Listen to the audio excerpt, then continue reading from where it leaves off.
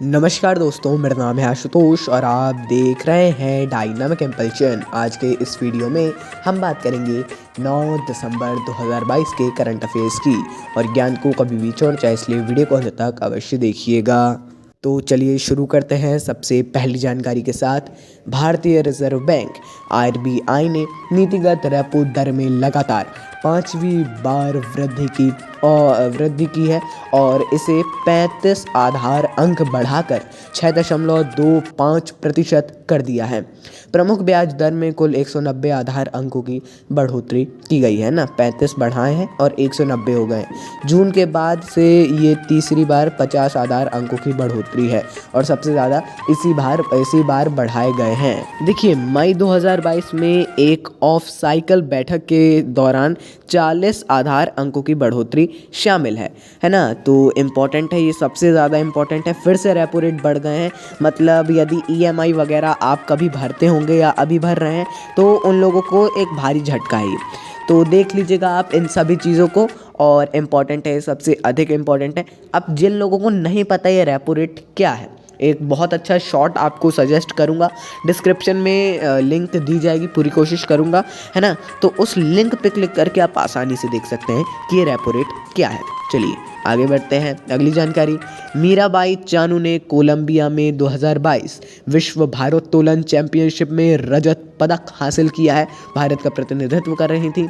इन्होंने चीन की टोक्यो 2020 चैंपियन हो जी हुई को हराया है ना। जो टोक्यो 2020 यानी जो ओलंपिक में चैंपियन रही थी, जो इनका नाम है हो जी हुई, मैं गलत प्रोनाउंस कर रहा हूँ, मैं माफ़ी चाहूँगा, है ना। तो उनको हरा दिया है और ये इस बार रजत पदक इन्होंने जीता है। बहुत ही ज़्यादा अच्छी बात है। रजत पदक जीतना भी एक सबसे बड़ी बात होती है, फिर भी, है ना। तो ध्यान रखिएगा आप सभी लोग, इनके बारे में भी याद रखिए, इनके बारे में पढ़ लीजिएगा थोड़ा सा। और ये ओलंपिक में भी इन्होंने पदक जीता था, जैसा हमने बताया आपको, है ना। चलिए आगे बढ़ते हैं। बीपीसीएल के पूर्व अध्यक्ष अरुण कुमार सिंह को तेल और प्राकृतिक गैस निगम यानी ओएनजीसी, आपने नाम अवश्य ही सुना होगा, इसके अध्यक्ष के रूप में नियुक्त किया गया है। बीपीसीएल मतलब क्या है, आप नाम जानते होंगे, भारत पेट्रोलियम। इसी कंपनी का पूरा नाम है भारत पेट्रोलियम कॉर्पोरेशन लिमिटेड। इसके पूर्व अध्यक्ष थे अरुण कुमार सिंह जी। देखिए, वत्सा रामकृष्ण गुप्ता ने अरुण कुमार सिंह की सेवानिवृत्ति के बाद भारत पेट्रोलियम कॉर्पोरेशन लिमिटेड के अध्यक्ष के रूप में और प्रबंध निदेशक के रूप में अतिरिक्त प्रभार संभाला।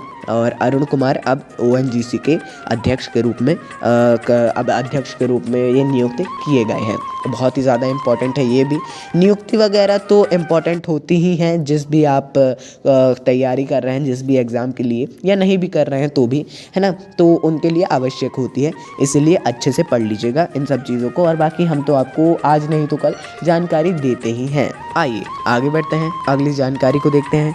केंद्रीय मंत्री अनुराग सिंह ठाकुर जी ने चेन्नई में भारत के पहले ड्रोन कौशल प्रशिक्षण सम्मेलन का उद्घाटन किया है।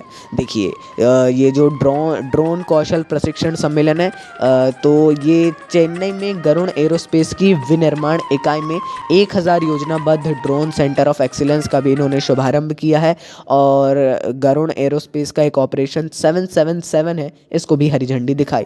ड्रोन के मामले में वर्तमान सरकार बहुत ज़्यादा ध्यान दे रही है। आप सभी जानते होंगे कि ड्रोन के मामले में अभी बीच में तो बहुत कुछ हुआ था और हमने जानकारी भी आपको दी थी, दोहराएंगे नहीं उसको, आप सभी जानते होंगे, है ना। तो ये बहुत ही ज़्यादा इंपॉर्टेंट है। ये आज के इस वीडियो में हर चीज़ आपको लग रही होगी, कह रहे हैं इंपॉर्टेंट है, क्योंकि वाकई में है। यदि आप पहले से देखते होंगे तो आपने देखा होगा कि इंपॉर्टेंट रहते हैं तो हम बताते हैं, नहीं रहते तो मना भी कर देते हैं।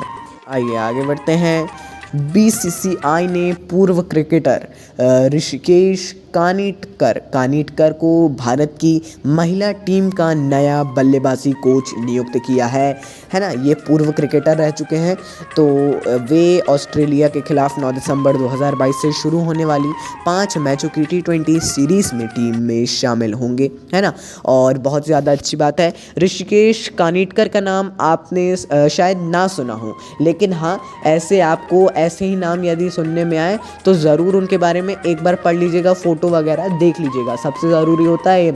ऐसे में लोग कंफ्यूज हो जाते हैं, इसीलिए पढ़ लीजिएगा। बाकी ये अभी बल्लेबाजी कोच नियुक्त हुए हैं, आप इनको कोच मत कह दीजिएगा, ये बल्लेबाजी कोच है वर्तमान। आगे जाके यदि कुछ होता है, बनाया जाता है, अच्छी बात होगी, है ना, तो हम उसको भी आपको बताएंगे।